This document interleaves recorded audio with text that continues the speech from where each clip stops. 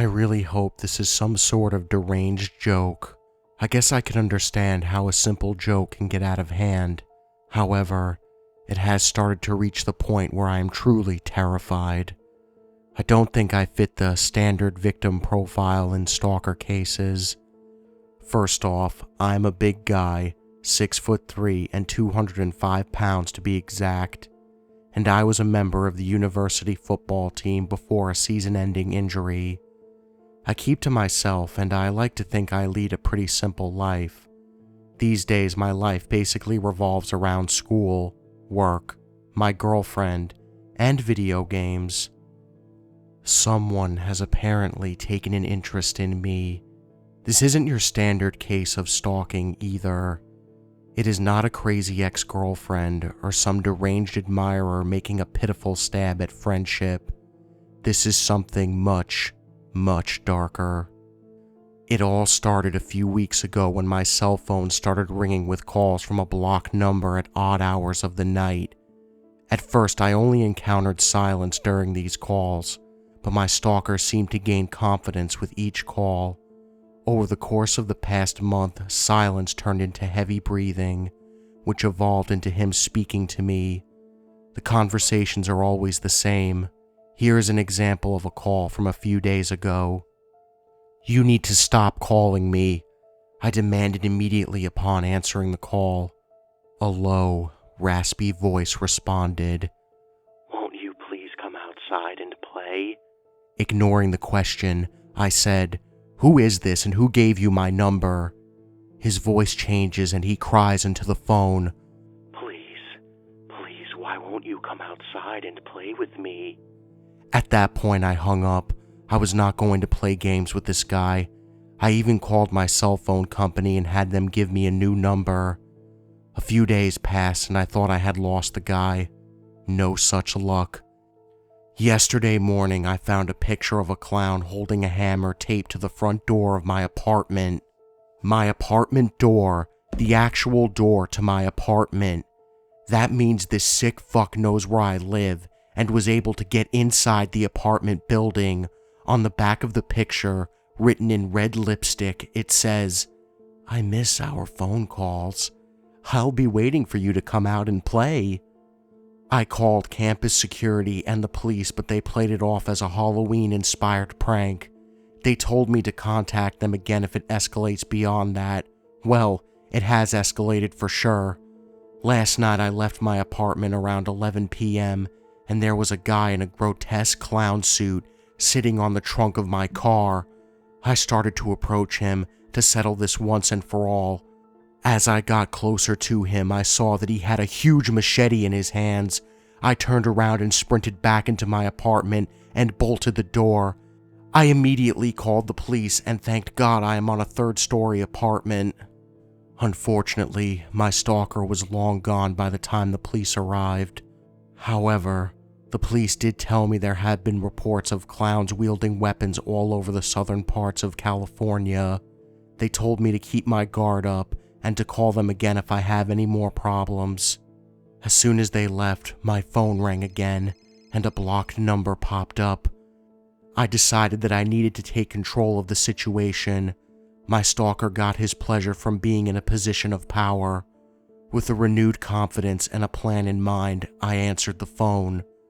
A gleefully voice greeted me with, "Aw, why do you have to call the police? Don't be afraid. I just want to play." I decided to play along, and feigning fear, I stammered, What do you want from me? Please, leave me alone." A piercing giggle blasted through the phone, and my stalker said, "Oh, let's set up a play date, my dear." Okay, whatever you say, man. I want to meet in a public place, though.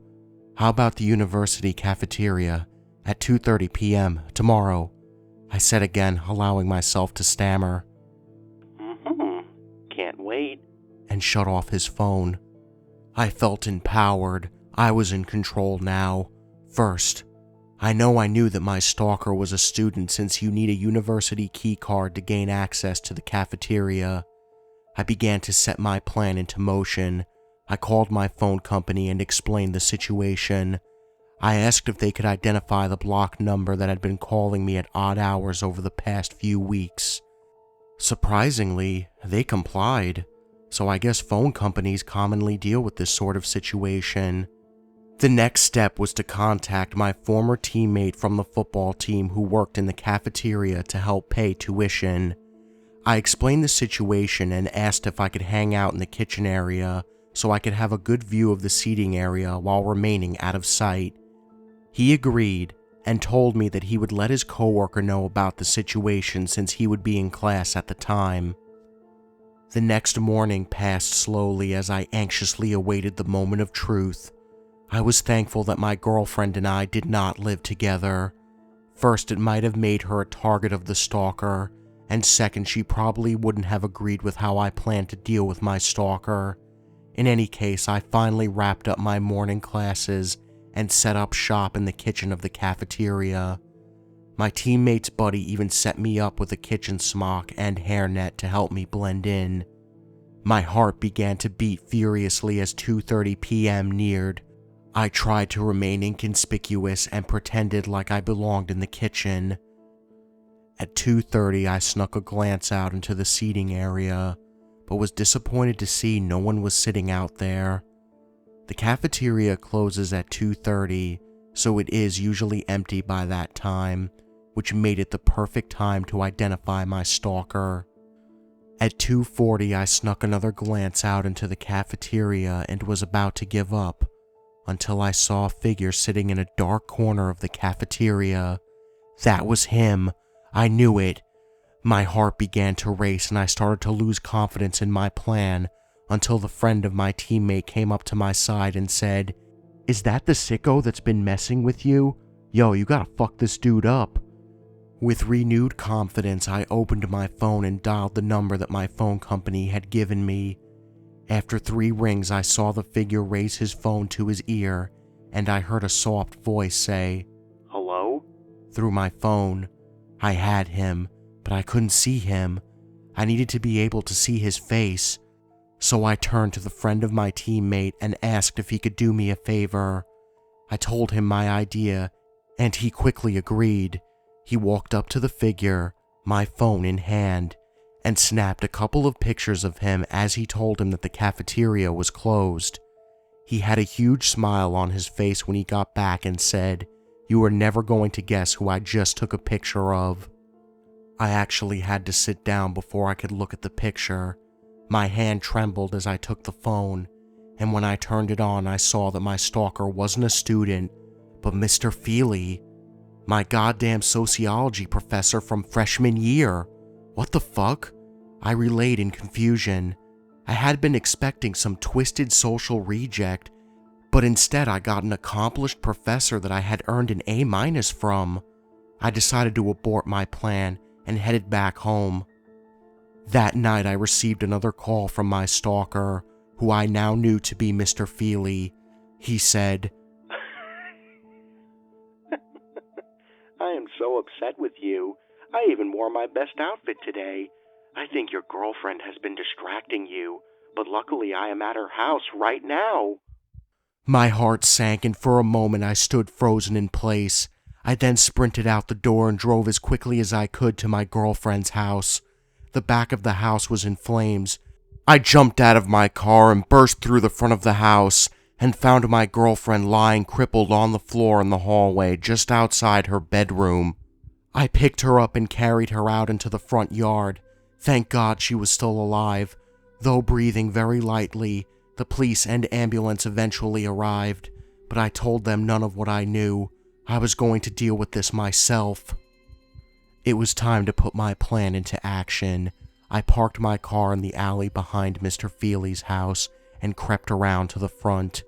I rang the doorbell and then sprinted away and hid behind a row of bushes. I saw Mr. Feely answer the door and called the number that I believed to be his while blocking my own number. I had to be sure. Mr. Feely? Speaking? It's time to play. I then slipped into the grotesque clown suit I had bought earlier that day. The plan was in motion. I crept around the back of his house and kicked in the back door. I called out, "Mr. Feely, oh, Mr. Feely, come out and play." I found him cowering in a corner, phone in hand. "You are going to pay for what you have done," I said. He lets out a blood-curdling scream as I raised my crowbar and brought it down upon his head with a sickening crunch. Blood pooled all around his body as I left the room to search the house for any evidence of the clown suit I had seen, but found none. I quickly changed out of my clown costume and threw it along with the crowbar in a garbage bag which I dumped in a random trash can. I immediately drove to the hospital to be with my girlfriend. She had inhaled a great deal of smoke, but the doctor said she would recover. I held her hand, grimly satisfied that I had done what a man should do, protect himself and his girl at all cost when threatened. At that moment my phone rang. I looked down, and a chill ran up my spine when I saw a blocked number. I answered the phone, and a voice drunk with glee said, You were a great playmate. Thanks for playing my game. I ran into the bathroom and vomited when I realized what I had done. Hey guys, thank you all for watching my video. And if you enjoyed this video, make sure you hit that subscribe button and join the Nightmare Army. I'm always looking for new soldiers in my Nightmare Nation. So guys, I just wanted to give you a heads up that I am still going to be doing true scary stories on this channel. I'm sorry if I've somewhat sort of deterred from that genre a little bit. I just wanted to give you guys something fresh, something new. Plus, you guys seem to really like the Adoption from Hell scary story from the same author of this scary story that I just narrated, so hopefully you guys will really like this story. And I'm sorry if I really didn't give you a long enough video. It's just I'm really pressed for time here because by the time this video is going to be uploaded, I will be long gone in New Jersey to Heroes and Villains. So, I was really pressed for time and I apologize about that. But I did want to do a True Scary Stories video today. It's just that I really couldn't find any like scary stories that were really that scary with the type of genre of video that I was doing, and it was just a giant clusterfuck. Just being honest with you guys there. So I really hope you guys enjoy the video. And with that being said, for Heroes and Villains, I just want to inform you guys again that there will not be a Friday's video. I'm really sorry about that. It's just by the time Friday will be here, I'll be in New Jersey, so there you go. But anyways, guys, thank you all for watching, and just remember, the best ideas always come out of nightmares.